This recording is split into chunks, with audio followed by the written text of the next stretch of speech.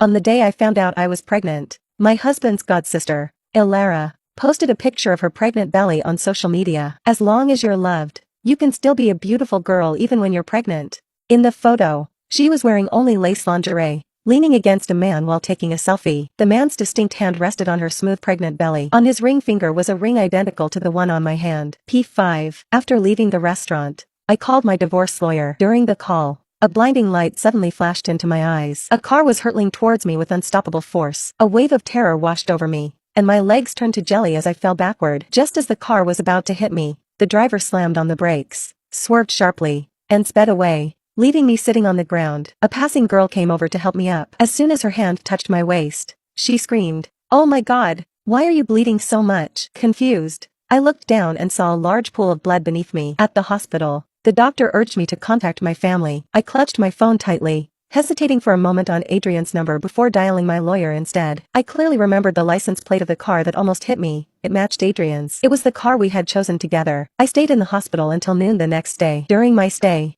Adrian only sent me one message: the ceiling at Ilara's place is leaking, so I brought her back to live with us. I immediately recognized it as a message from Ilara using Adrian's phone. When I got home, I entered the wrong password. As I was about to try again, the door opened from the inside. Ilara poked her head out from behind the door, wearing my apron. "Kieran, you're finally back." The old password was too complicated for me to remember, so Adrian changed it to my birthday. "Sit down, Kieran. Let me get you some water." She welcomed me in, clearly acting like the mistress of the house. The air was filled with the scent of food, and she excitedly ran to the kitchen entrance, shouting, "Adrian, Kieran's back." Adrian walked out, wearing a matching couple's apron. It was one I bought for him, but he thought it was too childish and never wore it. Now, seeing him in it, I found it ugly. He glanced at me and gently told Ilara to go back to her room. Ilara obediently nodded and walked into my bedroom with a bag of peanuts. In the living room, only Adrian and I were left. He said sternly, "You still know how to come back?" I ignored the accusation in his eyes and asked thoughtfully, "Is Ilara eating peanuts?" I remembered when Ilara was pregnant,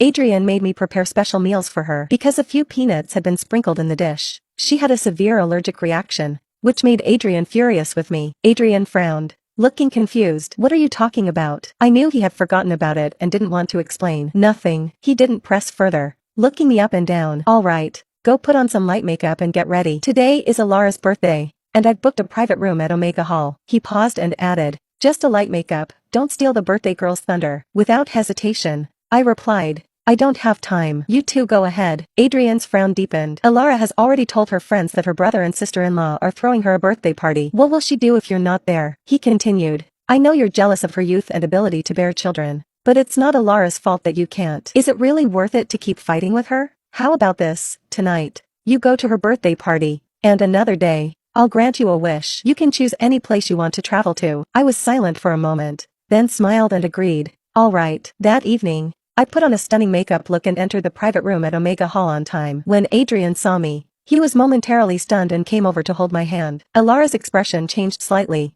but she quickly composed herself and confidently introduced me to her friends. Her long-distance boyfriend, who often argued with her, was lazily smoking in the corner. A waiter pushed in the 3-tier cake Adrian had ordered for her. As she made a wish, she clasped her hands together, her smile serene like a princess. "Since I came to Twilight Marsh, my brother and sister-in-law have always taken good care of me. My greatest wish is to always be a part of our family." Before she could finish, my bag fell to the ground, and a piece of paper slipped out. Adrian picked up the paper, but his face turned pale when he saw the words post-abortion care instructions printed on it. "Kieran, what is this?" He stared at me intently, his voice hoarse. "When did this happen?" I corrected him, "Not pregnant, but miscarriage." He raised his voice abruptly. "Why? Was it because I was busy taking care of Ilara, and you were jealous, so you aborted our child?" I laughed coldly. I did plan to terminate the pregnancy, but before I could even get to the hospital, I lost the baby. He was shocked. "What do you mean?" Seeing the mocking look in my eyes, he suddenly remembered the day he almost hit me with his car. "How could that be?" I clearly stopped the car.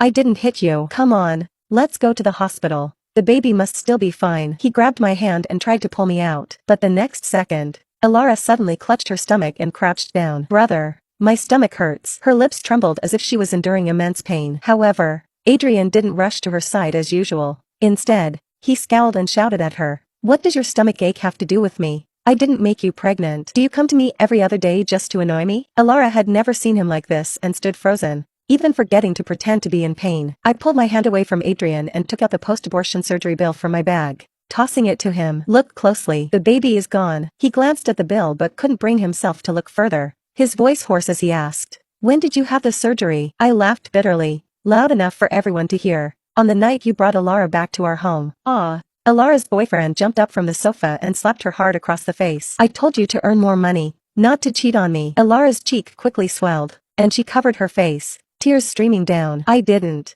I just stayed overnight. Really nothing else happened." Her boyfriend didn't believe her and cursed, slapping Alara several more times. "You dare to lie to me? I've suspected for a while that something was off between you and your so-called brother." Alara's friends were shocked, and no one dared to intervene. Unable to bear it any longer, Alara retorted, "Yes, I did." "So what? You treat me badly, so why can't I find a man who treats me well? I tell you, Adrian is 10,000 times better than you." Adrian shouted. "Alara, shut up." He anxiously turned to observe my expression. "Kieran, don't listen to him." "That night, you didn't come back, and I was very upset. I didn't want to reach out to you. Alara called me in the middle of the night, and I wanted to upset you. So in a fit of anger, I brought her home. I intended for her to sleep in the guest room, but she shamelessly came to my bedroom in the middle of the night without clothes." "Enough," I interrupted Adrian impatiently, giving him a disdainful look. "Adrian, you're not a real man, and I look down on you." Adrian refused to sign the divorce papers, so I didn't push it and entrusted the matter to my lawyer to file a lawsuit. I submitted my resignation, but Adrian didn't approve it. Instead, I applied for annual leave. After supporting Adrian's business, I hadn't had a break in years. Standing outside my front door with my suitcase, I hesitated about whether to knock. The door opened by itself, and my mother came out carrying her grocery bag. Seeing me, she was taken aback, and her face fell. "Why are you here alone? Where's Adrian?" When I didn't respond, she snorted. "Others return in glory, but you, unable to make it, come crawling back home." "What? Did you have an argument with him and run back to your mother's? I see right through you. You look terrible." "I've always known my daughter is useless. Can't have kids, can't keep a man, and haven't brought a penny home in years. What good am I to have a daughter like you?" I couldn't help but retort. "Adrian and I give you a few $1,000s in red envelopes every year when we visit." She spat in disdain. "A few $1,000s? Is that even money? You've slept with him for years, and that's all you're worth? Are you cheap or what? If I knew you'd only bring me that much, I might as well not have paid for your education and sent you out to work earlier to recoup my investment." As the insults kept coming,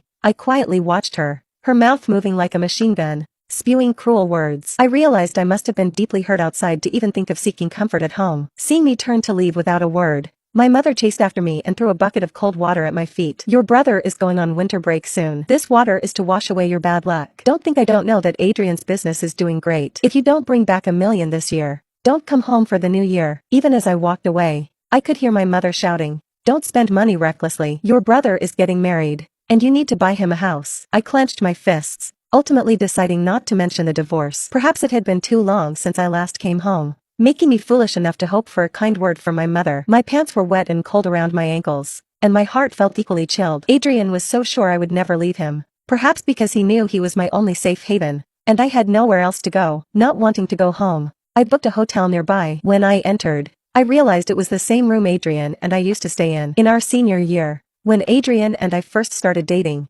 my mother beat and scolded me over some trivial matters on New Year's Eve. At midnight, Adrian called me, and I was in a terrible mood, forcing a smile. On New Year's Day morning, my mother saw my swollen eyes and scolded me, calling me a harbinger of bad luck. She and my father went out to pay New Year's greetings with my brother, leaving me alone at home, lost in thought. Suddenly, I received a message from Adrian. "Look downstairs." Curious, I went to the window and saw Adrian standing below. He had heard the distress in my voice during the call, worried I might do something rash, and without packing, took an overnight train to find me. When he saw me at the window, he looked up and gave me the gentlest smile. The ice in my heart melted at that moment. We held hands and wandered aimlessly through every street near our home. Despite the snow and freezing weather, holding his hand made me feel as if I was basking in spring. That night, we stayed at this hotel. Fireworks were being set off outside, and we watched them, talking for hours, sharing secrets. He looked at my face and said seriously, "Kieran, let's get married after graduation. Let's be each other's only family. I want to be with you forever." A knock on the door interrupted my memories. I frowned, not remembering having called for room service.